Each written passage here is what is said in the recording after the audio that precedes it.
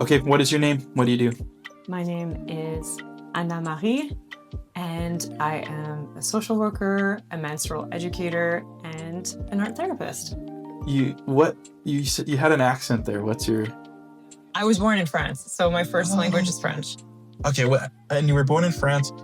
How long did you live in France for?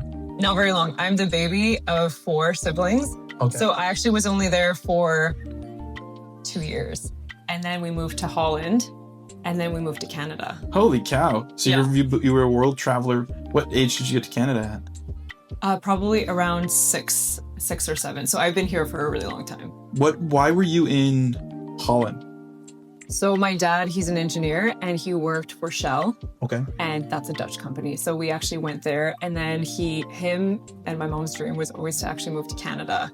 And so they applied through an international stream through their engineering firm, and that's how we kind of landed here. So yeah. Okay, amazing. So my dream is to obviously like travel around. So you're my connection now to Holland. That's right. And stuff. What are your memories of Holland and France like? Do you have lots? Yeah, I think I have way more. It's not a no. I definitely have way more memories of Holland than I do of France because I was a little too young. But I go back to France every year now. Oh, really? Yeah. So you must have tons of family in... My entire family is okay. in Europe. I'm assuming you can speak French. Yes. Okay, amazing. You said you have memories of Holland. Tell me, like, I've never been to Holland. The thing I know most about Holland, I think, it might even be Dutch. Are they the same thing?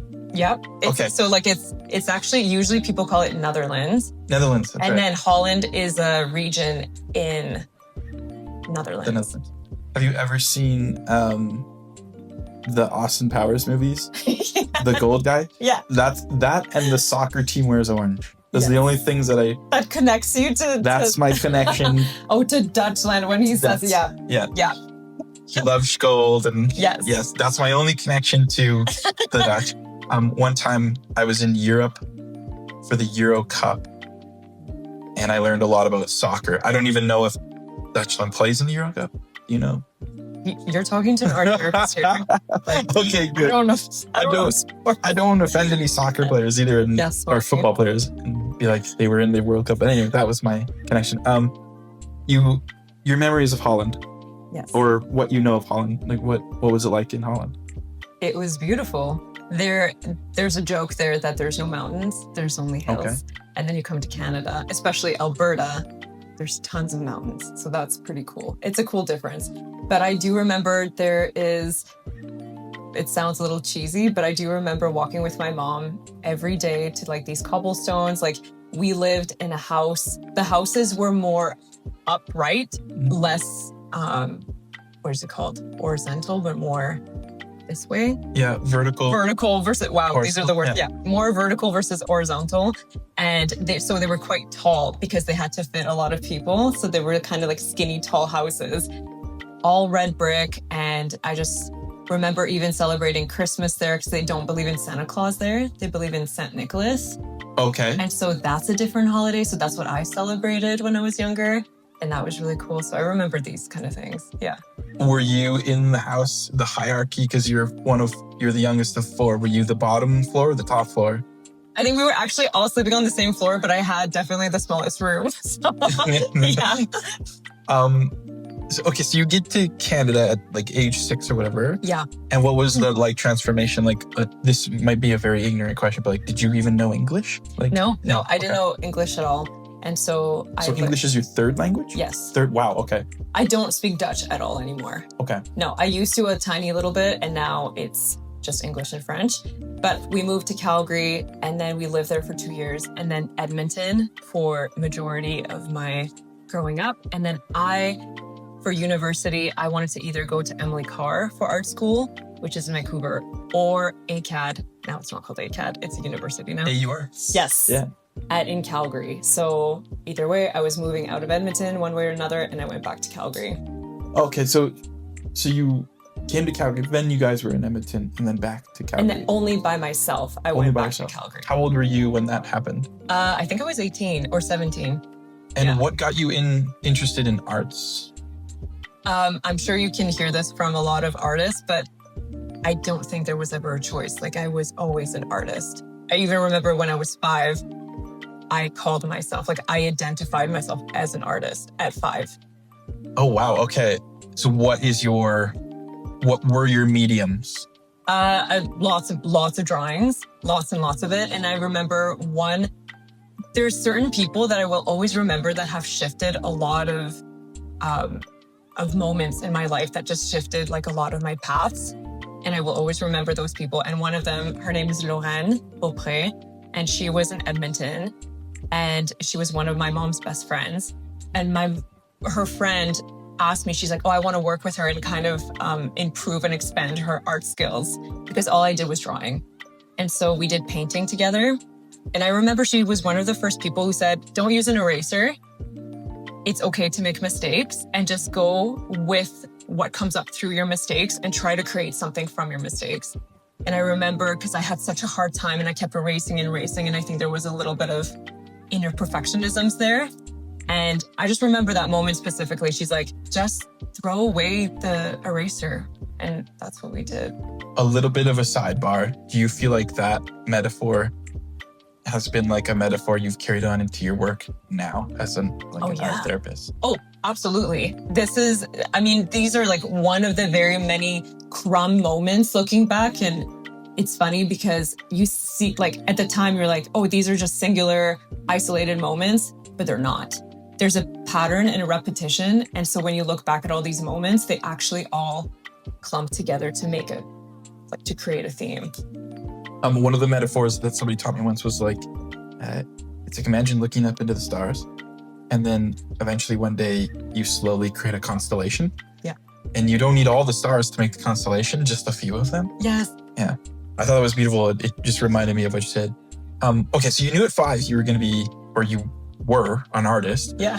The like art therapy part, what do you do? Like, what's my background, or? Yeah, like you said, social work and... Yeah, so basically, I guess to give you another crumb moment to sort of like build towards that is, I remember once I was done high school, I wanted to take a year off. I didn't want to go directly to school right away. And so I must have moved actually at 18, not 17. But anyways, at one point, I realized that I was getting a little bit depressed, and I had never experienced depression before in my life that I knew of at that point.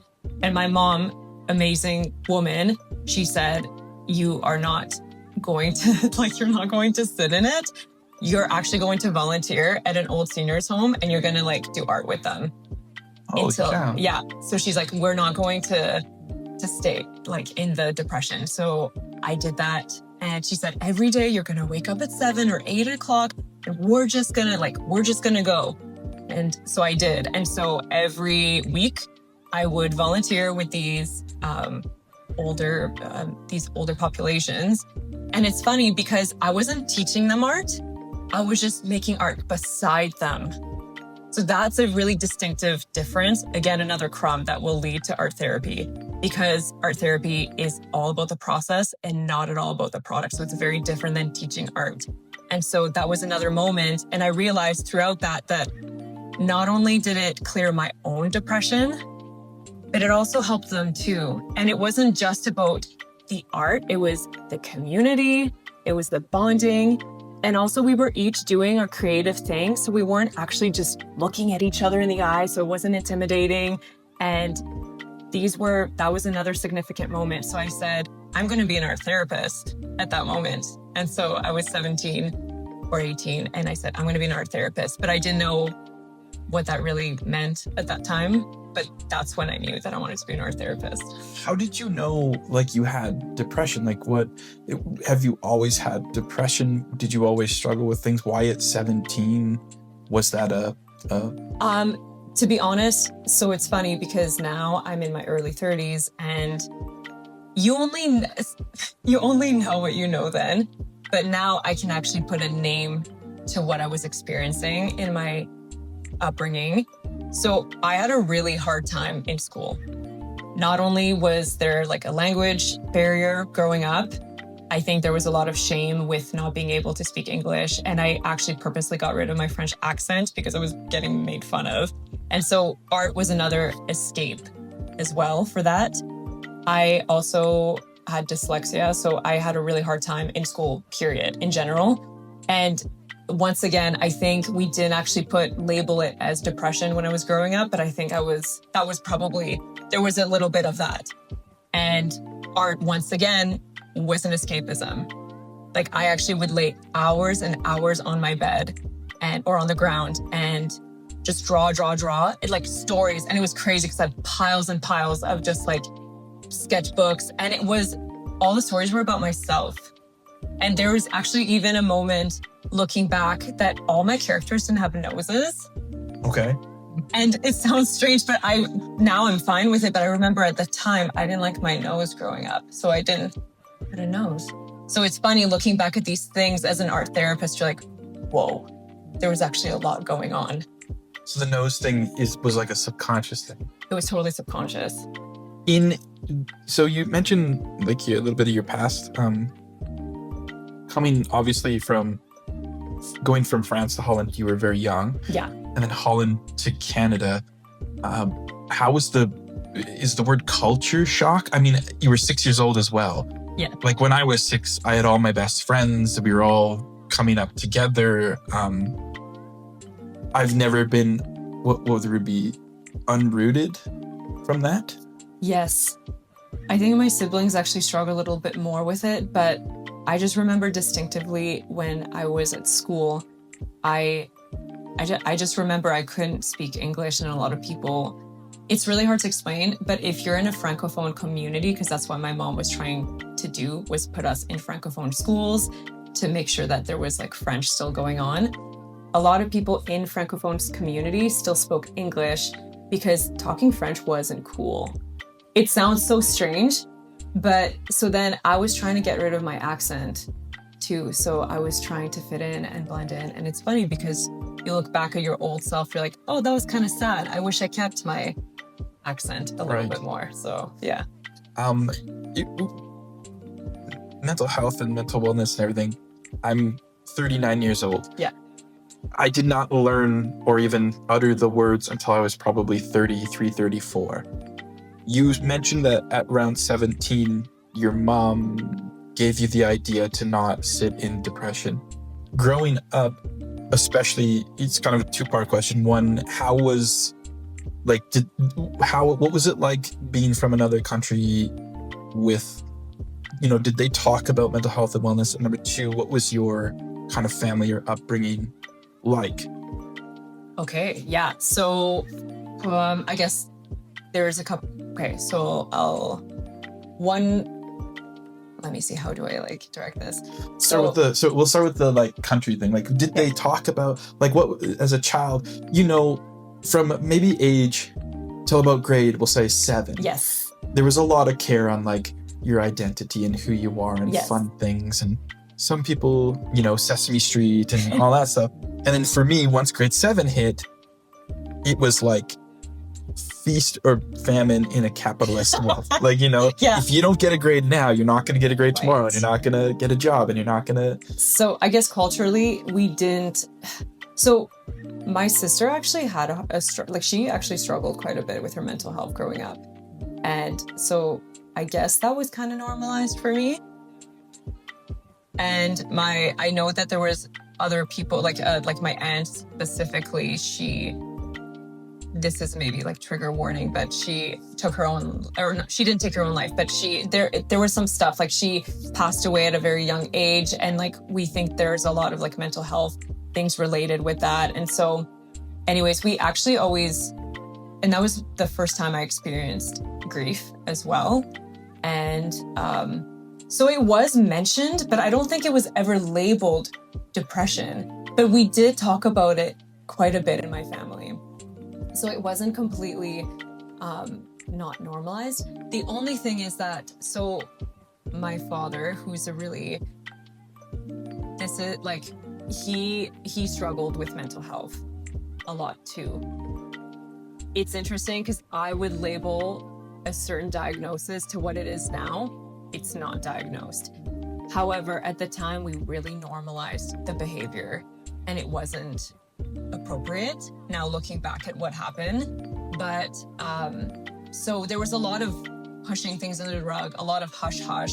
So it's interesting because I will for sure admit, I came from a pretty privileged setting. My mom was a stay-at-home mom. My dad worked his ass off to raise all of us. But however, there was such a patriarchal, it was reeking of patriarchal, culture in our family. And that was directly in all our family, even intergenerationally, to the point where I think that's where I started subconsciously believing that women were weaker. Because even in our own family, if a man was speaking, they would hush us. It was crazy. And so all these things were starting to build up. And that was one of the other ways that I would escape subconsciously, was through art. What was your relationship with your father like then, and what's it like now? So it was really rough growing up, to be honest. There was a lot of emotional, psychological abuse. But looking back, I think because there was a lot of mental health things. There was a lot of instability, but there was no word for it back then. And also, if you're just constantly in that environment, you think that's just normal, but it's not, obviously, looking back at things. And unfortunately, for a long time, it's easy to blame or make the loudest person in the room with full of that you target them all the time, or you can be mad at them. However, as much as I love my mom, she definitely enabled the situation too, because she put things under the rug. So there was not, and she was quieter about it, but I think there was a lot of fear, and because she was taught to just obey as well, and she didn't have any financial power at all. So I think she was very much dependent. Stuck almost. Yes. Yeah. And how long did it take you to realize and figure out that? Because I'm assuming that has something to do with how you got into your therapy part of it. Yes. How long did it take you to realize all of that contributed? I find something interesting about the parent thing, because I think on one hand, it's healthy to recognize and understand that what I have, all this mental health stuff, was never taught to me by my parents. But I think it's unhealthy for me to, it's not my fault, but it's my responsibility. Yes. And I think it's where I find it unhealthy is to ever blame my parents for something that they didn't know to begin with. Yes. How do you teach someone Kung Fu Yes. if you never learned Kung Fu to teach them? Yeah, that takes a lot of rewiring and a lot of pattern breaking, so to speak. I think there was something in, this is where I still don't have the clarity to fully answer this question. However, there's something in me versus all the members of my family that I felt there was this awareness where at one point, I was this isn't fair. There's something unjust about this behavior.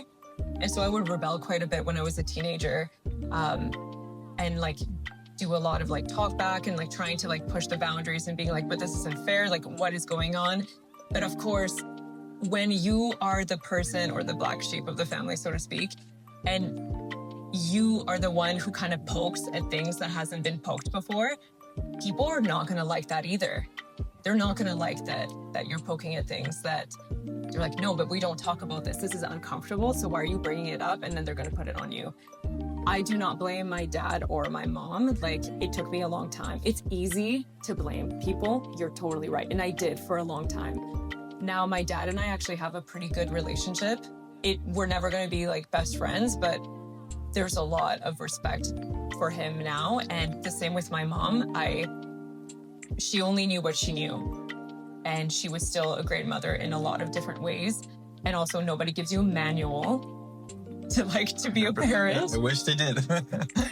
One thing that I would say to people is that your parents, even though there's a constricted or tension relationship, they're still your parents. So until you actually take a moment to maybe not, you don't have to be best friends or close with your parents if that's an unhealthy relationship. However, there has to be, in my opinion, and this is maybe an unpopular opinion, some type of forgiveness to them to some level, or some type of relationship mending for yourself, not even like in a physical sense, but just for yourself, because we are our parents.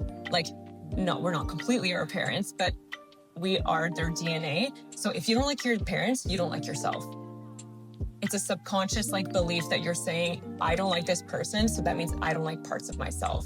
Like drawing pictures without a nose. That's right. Yeah. Let me, before we move on to like the art therapy part, so the way I rebelled, like later when it started becoming an issue, was with drugs and alcohol. Did you have, you know, even like leading to the depression part, like when I realized why I was using these types of things and doing these types of things, all of the underlying things of depression and anxiety and not feeling worthy and everything. What was your like mode of rebellion when you said, I don't want to use words you didn't use, so like your modes of rebellion, or your what did depression look like to you? What did those things look like? What would the word be, materialistically, or how did they manifest into? That's a really good question, because it's funny, it wasn't maybe like what you would think conventionally. For me, it was staying so busy to the point where I would outrun basically what I would feel. So I would be completely busy, so I wouldn't even have a pause to think or actually really reflect or process what was going on. So that was a thing that I did. Another thing that I did too was actually dating not great men. And I was like a serial dater. But I think part of that, once again, went into the patterns of trying to reconstruct this relationship, probably with my dad. But so I went from relationship to relationship to relationship. And that was another way of keeping myself away from really truly feeling who I was as an individual person, and always like wanting gratification, or always wanted, I guess, affirmation from a male figure in my life. So it was interesting because for a while that was a pattern. So it's not very conventional, maybe like the way that you would say, but it was like, yeah, staying busy and always constantly being in a relationship. And they weren't always good relationships. So. Okay. So you've made it to 17-ish. Your mom gave you the idea that you're going to go help. What did you do? Like at an old folks home, yeah. Okay. So like a care home. You're doing art. You're helping people. And you said you had a realization that you knew you were going to be an art therapist. Yeah. Okay, walk me through. I've never had a realization like that. One time I wanted to be a musician, so I just did it. Right. Was it the same for you, where you knew this thing and you instantly hopped onto school? Like, what was the path from getting from you're an artist, you've got a lived experience, now you want to be an art therapist? How did that look? Was it a smooth transition? Is it as easy as you Google school? Okay. I guess, okay, yes and no. So part of the reason why I took a year off in between high school and going that year off was, yes, to take a breather and travel. And also the second reason was because I needed to work on my art portfolio. That's Dutch. That's where it's coming out. Yeah, that's the French. Wow. Yeah. Okay. So it took a year to kind of work on that, like a few months. And then once again, had amazing people to help me with that. And I got into the art school. So then I moved a year after. You moved from Edmonton to Calgary. And you attended what school? It was called ACAD. Which is now AU Arts. Yes. Yeah, okay. What was school like for you going through? Was it easy if you were an artist? So that's the funny thing is, I thought, that's it. That's the place for me. That's the environment. I'm an artist, so that makes sense. Art school, right? And it actually wasn't. I didn't actually fully felt like I fit in. And that was really strange to me. So I loved doing art. And in art school, like by the third year, if you go through the fine arts stream, which I did, you had to pick a practice, basically starting to form your practice through art. So like, what is the concepts of each of the things that you're doing? And back then it was very strange, but all I did was every art related thing that I did had a people component. And so one of the things that I did was filming people painting on huge, like, what is it called? Life-size mirrors. Oh. Staring at themselves in the mirror, and they had to paint however they wanted. And I was filming them do that. And that was my art project. So you were filming people painting themselves, like you were almost filming another person's art project. Yes. Yeah. But it was, the mirrors were, and I couldn't even verbalize why I was doing this, but it always was so important for me to see, how do people see themselves? And I wanted to capture that. So all the themes in my art practice in art school was related to me observing, how do people see themselves, and how do they see, like, how do they feel? How, like, who are they? And it was so important that people needed to see who they were in a depth level. And I couldn't verbalize what I know now, but that was my entire art career. And when I graduated art school, because I didn't really like it at the end, I went to the school counselor and I said, how do I pursue art therapy? And they didn't give me really great answers back then. And so I went to social work because I said, oh, art and knowing more about people. Okay, that makes sense. Let's put that together. And I remember the counselor said, if you go in social work, you'll never do art with those people. And I said, what? So regardless, I went to social work. I wonder if you could talk to that counselor. What, do you mind if I ask what year that was? That was in 2014. 14, so 11 years ago. I wonder if you asked that same person now what their response would be, just knowing what we know. We were talking before we were on camera of how in my come up of like mental health and wellness and even just being an artist, like Therapy was still the classic, you know, I'd never seen one of the couches where you lay down, but you know, everybody knows that I'm talking about. Yes. And now, even just me doing peer support work, like how arguably the biggest reason why I wanted to talk to you specifically is because when I support people, when I used to support people, the number one thing that I found that broke the barrier of connection was when we did creative stuff. And you kind of mentioned it earlier about being in working in the care facility for older people, where like sometimes you're doing art and you're not conversing. Somebody told me this term earlier about mimicking or something. Are you familiar? Like mirroring? Yeah, like I learned it for people going to school. AU Arts, ironically, but they would sit in a room together. I would do my homework and you would do your homework. We wouldn't necessarily converse or be study pals, but just the you being there and me being there. And I always just found that fascinating. But okay, back to you. So you're going to get your social degree. You're fascinated with people. You have a background in arts. What was getting a social work degree like? Or it was awesome. Yeah, it was great. I felt it was getting nearer to what and who I was. I still was doing art on the side. That was still actually a big part of my career on the side. Actually, probably 60% of my career back then was being an artist, and I kept doing advocacy work for art. So a big part of what I did for my art practice on the side was, I remember I would continue to photograph people and ask them to share their story. And there was a particular project, and it was about chronic illnesses, and it was called Invisible Diseases. And so I would interview people like you're doing now, and I asked them all about their lives. And then I would photograph them according to how they wanted to be seen with their invisible illness, since people couldn't see that. So how do you want people to see you? How do you wish you want people to see you with the invisible disease or illness that you have? And so that actually became kind of a big thing for a bit. It got published. I got like a lot of people who reached out to me. And then funny enough, I stopped doing it completely, almost cold turkey, right when it was kind of getting momentum, because I was burnt out. And one thing that in social work that I learned was how to manage burnouts that I didn't know how to before. And so that's why I was really thankful with social work.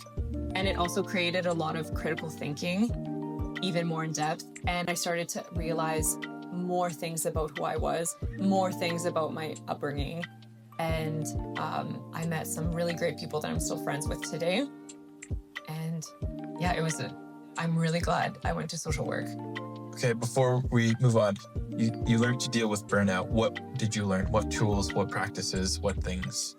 So this is, again, I'm so sorry. I'm not a black and white answer at all. That's way better. That's way better. Because you mentioned earlier too about how you it kind of checks out that you stay busy to kind of avoid, and then you reach burnout later. So many people that it's just almost common. Like people almost use it flippantly now of like, I'm burnt out or I got burnt out or right. So I think one, that's like good that we talk about that, but two, everybody, I do this thing where I always, I'll tell you later how like we got to this point, but I often ask people what is self-care, and because for me when I was learning about burnout and everything, not everybody is an individual, and what works for one person doesn't work for another. So if I say this is how you solve burnout, that could be harmful to someone else. Yes, I agree. But if I sometimes when I share what I do for burnout, that can be the thing that somebody's like, I didn't know you could do that. You could do that. So for you faced burnout, or you were learning to deal with burnout. What did you do? Not being black white is almost probably better. Like what were you learning? How did you deal with it? What realizations or things did you have? Well, one of the things that made me understand, I think to help burnout, I needed to understand what burnout looked like. So that's what social work actually taught me was, I didn't know that I was maybe living in a functional burnout, that I was overriding these feelings all the time. I had no idea that maybe I was actually kind of in a constant state of burnout, that I was just overriding. And so social work helped me to even just identify and put the name to what I was kind of functioning in my life. So this is what they say in therapy is the very, very first most important part is just to create awareness around it. To be able, you need to name it to heal it. There's kind of this catchphrase. Name it to tame it? Name it to heal. Yeah, name it to tame it. Name it. You're the first person I've heard say name it to heal it. So yeah. And so that's what needed to happen. So that instantly dissolved. It was like, whoa, I'm living in a constant state of burnout. Wow. And so that helped just for that. So it's not black and white. I didn't know fully the tools then, how to deal with the burnout, but I said, okay, this is how I'm feeling. So now what do I do to create anything out of that? And part of it was just to start recognizing it in my day-to-day life so I could start taking out things in my day-to-day life. But it didn't work that way at the time. I still needed to be busy because I still didn't have the ability to stop. That was too scary at the time. I couldn't stop. It was way too scary. And a side note to that, at the time I was in a relationship that was pretty toxic, that actually mimicked very similar patterns of mood disorders that was in my upbringing. So that was part of the reason why I couldn't stop. But naming that brought consciousness of, whoa, this is what I'm living in my life, and in my environment is kind of mimicking my internal state, going outside of it. So yeah, and also in social work, because of that, I broke up with that toxic relationship. Wow. So you've almost like empowered yourself through all of this, I don't know what you would call it, like labeling is the term that I've heard, like putting a definition or description or words to feelings. Yes. Yeah. Okay, so you graduated, you're out of this one relationship. Yes. What happened next? What happened next? I'm trying to think. I worked in social work for a while. I've always worked in the social services for a long, long time though. Probably by then, since... Technically 17 if you... Yes. Yeah. And honestly, ever since then, I've worked in social services, but obviously I was not a social worker. So I worked with HIV populations, addiction populations, homelessness, trying to think, women, domestic violence, things like that. There was a moment, I should say, I keep backing up on things, so I apologize. No problem. In social work, probably one of the biggest things that created this new momentum, that was another crumb moment, was one of my practicums. I was supposed to work in a domestic women's shelter, and I thought that's where my career was going to go. And then it actually didn't work out, and I was kind of sad about it. But I realized that now that was meant to be. It was meant to happen. It would actually became a blessing. And so I had to work with kids because that was one of the only practicums that was left was teenagers and kids in foster care. And I was terrified because I told myself I would never work with teenagers because then I'd have to face myself. That was the reason why I was like, I refuse to work with teenagers. I'm so scared. I don't like it. And it was almost the push that I needed. And because of that, all these incredible moments like opened up. It's because I was finally able to see, whoa, okay, parts of myself are in these teenagers. They're obviously just, I can't compare myself to them. They were in foster care. I didn't go in foster care.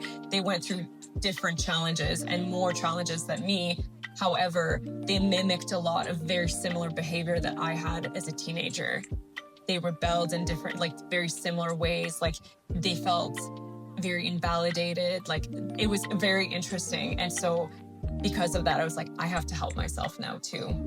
And you have to, if you're going to work with people, you have to work on yourself. And so that was these teenagers were amazing. I still remember all of them because I saw so much of myself in them, but they really helped me so much. And obviously you can't talk about your own shit when you're working with people. That's very unethical, but they don't realize how much they actually really helped me. And how they impact you. Yeah. Okay, let me ask you this question then, because my whole MO is peer support, which like the quickest definition that I give to people is it's people connecting with others via their lived and living experience. That's like the broadest term. Let's add the words mental health and wellness. So people connecting with people via their lived and living experience in the realm of mental health and wellness. To me, sharing my story and collaboratively talking with someone is kind of the whole unique selling point of peer support. Right. What you said, where like sharing with the kids, knowing what I know about you now and your history, like how did you connect with them? Because you clearly had, sure, it's not the same, like not foster care, but relatively something similar where you were moved from place to place, your relationship with your parents, getting made fun of because you were different when you were a kid. How did you use your lived experience to connect with these kids? You said that they had an impact on you and that you needed to do work to their. Yes. I love one of my favorite populations to work with still to this day is quote unquote the most complex, challenging teenagers. I love working with them because I can see 100% through that there's hurt there, and that's why there's a lot of challenges. That can't always be necessarily the only reason, but that is a huge part of the reason why they rebel, or that's why they're always pushing back and they're like testing you. And I guess to answer your question is because I had so much capacity of my own self of being tested that it was so easy for me. I'm like, I know what they want, so bring it on in a good way. I always said, yeah, you can keep testing me, but I'm going to remain consistent. And that's how our relationship and our rapport actually was quite strong, is because, oh, I know this feeling because I did that. So there's nothing that's going to break me in that sense, because I'm like, oh, I know this. You can't do this to the person who's done that before, so it was, I remained consistent. And that's what people with like teenagers who are really experiencing crazy amounts of loss and not support or love in their life need, is consistency, even if they're pushing back. And I'm really good at being like, I'm here, I'm not going anywhere. So almost like your experiences and everything, you can become an anchor for someone else. Yes. Maybe you're the lighthouse, if you will. And, yeah. Okay. So doing what you do now, like you must have some. You're a contractor, am I correct? Here? Or are you an employee? Yeah, like you get to now doing what you do, like literally today. Yes. After our interview or whoever you're working with. Yes. How did you find this? Like you've taken your lived experience, your art, your social work, and now you're doing art therapy. You've accomplished, or you're currently living in your dream. Yes. What's it like nowadays, and what have you been learning? And walk me through like what an average. That's such a weird word to use. An average day looks like. Walk me through like what. One of the many reasons why I wanted to be in social work, to answer your art therapy question, I know it doesn't make sense, but it's because a lot of social work jobs isn't 9-to-5 jobs.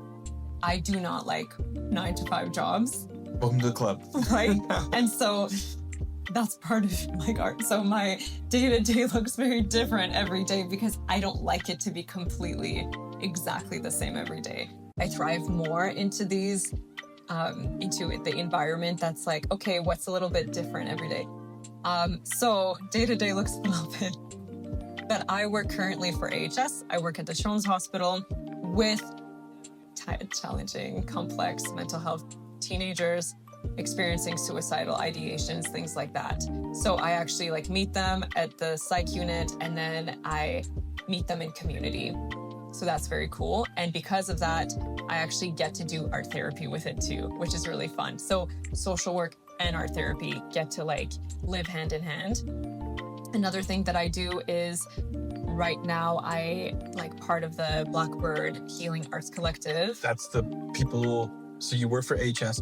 Are they part of HS? No, they're completely different. Okay, so this is like on the side? On the side. Okay. And so this is like where I am starting my private practice, and it is through this collective that I got invited to, they're amazing, and this is where we're in their space right now. But I see art therapy clients, and it's hard because I will always be bringing my personal experience, my art therapy, and my social work into the space, no matter what. They're integrating together. Like I can't separately like do stuff. I'm this whole person. To be able to help this person do art therapy, I will still bring these other tools and teachings that I know about myself into the space. So that's what I do every week. I'll help clients through art therapy, and that's really fun. It doesn't feel like work. It's awesome. And I'll actually, on the side, on top of that, I work with nonprofits. The Women's Center currently, I do menstrual health, art therapy workshops. So I have one in November coming up. I have one in January coming up for like a 4-week to 5-week series.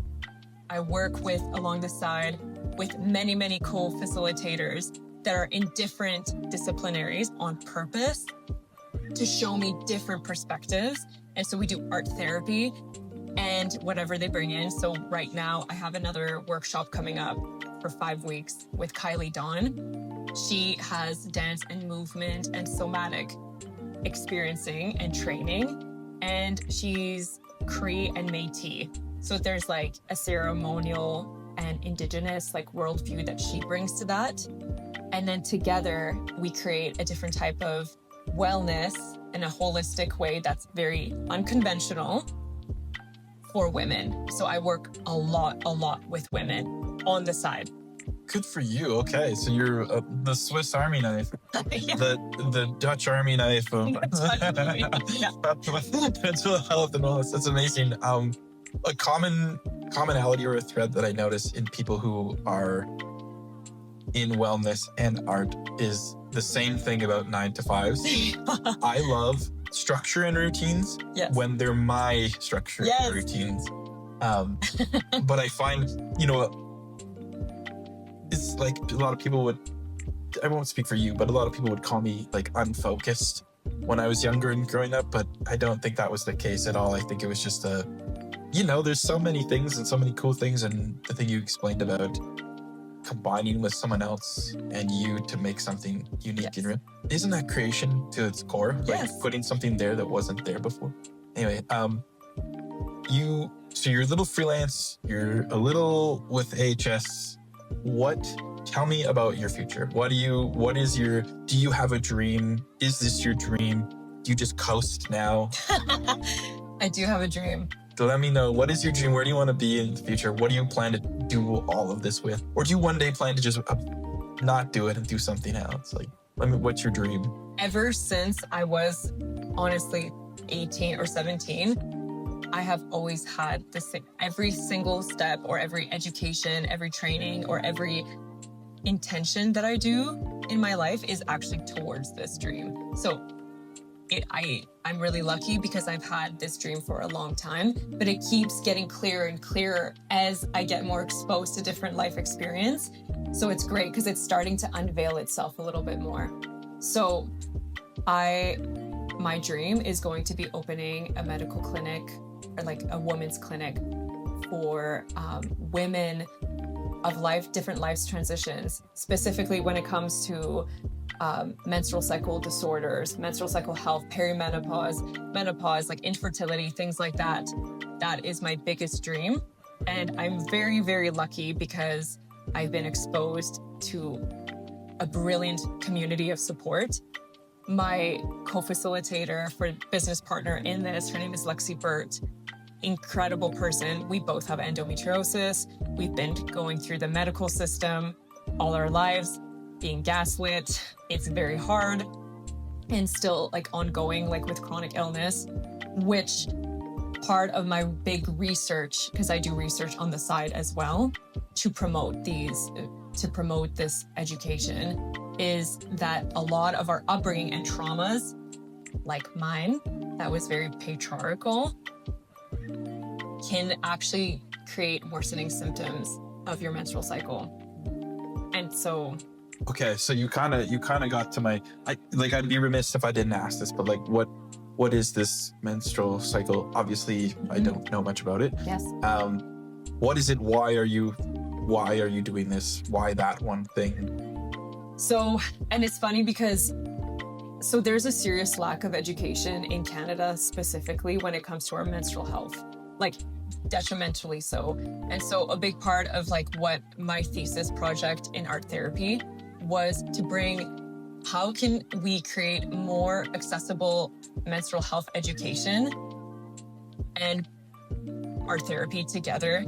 And so my entire thesis project was about working with teenagers. And obviously that's the time of their lives when they're going to receive their first period.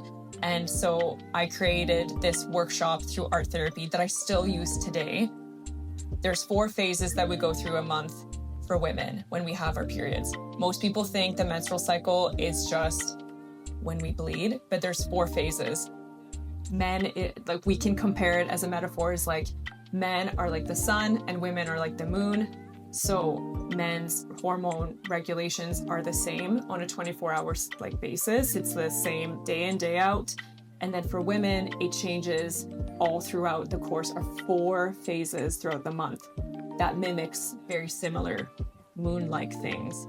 And so that's why it's actually called moon time. Yeah. I learned that through a sage picking thing that I did. Yeah. You're not supposed to pick on your moon time. That's right. I didn't have to worry about that, but yeah. Yeah. Okay, so now my last question for you. Yes. I'm going to say this in 2 different ways, and I'll let you answer however you like, okay? Yes. So rather, if you could go back in time and tell yourself, like, one thing that you know now that you wish you knew then, what would it be? Or if you were to tell somebody who is just starting their I call it a mental wellness journey. Yeah. They don't know where to begin. So rather, you're telling yourself, or like, what would be one thing that you wish you knew, or would be one thing that you could tell somebody who's just starting their journey? One thing I would tell myself is to keep trusting myself and to keep trusting my body because it may sound strange coming from the outside, but there was so much disconnection through mentally, through trauma, through whatever in my body. But my body was right the whole time. And I just would say to myself to keep trusting yourself, keep trusting your body, keep trusting your gut. You're not crazy. Like, it's not all in your head. You're going to get through this and it's going to reveal itself. And it did, and it is. For other people, I actually would give similar advice, to be honest, that what things need to be seen will reveal itself in time. So to not force anything in the moment, it will come. And that a lot of wounds, a lot of gifts come from our wounds. And it may be so hard to see it in the moment because obviously it's uncomfortable and our blinders are on. But eventually, these life experiences will actually be your biggest blessings, your biggest gifts, because they're going to create more perspective and open up your world in different ways that you didn't know. And so when you go through wounds or when you go through really hard periods, actually consider it. Just remember the hard times and see, okay, first of all, it's not going to last forever. It's temporary. But also, like, try to find the gifts in the hardships. It may not come at the moment, but they always will come. And I 100% believe that. And it sounds cheesy because it's easy to say when people are going through the most traumatic experiences. And I've worked with very traumatic, like very complex, heavy duty trauma that people even in Canada don't experience, like very in-depth things. So it's so easy for me to say, oh, you'll find gifts through this, but you will. Like, it creates more capacity, it creates more resiliency, it creates more compassion, usually, and you will see it's going to be your deepest wounds are going to be your greatest gifts. Don't use erasers. Don't use erasers. Cool. It's okay to make mistakes. That's it. That's all my questions. Thank you so much for doing this.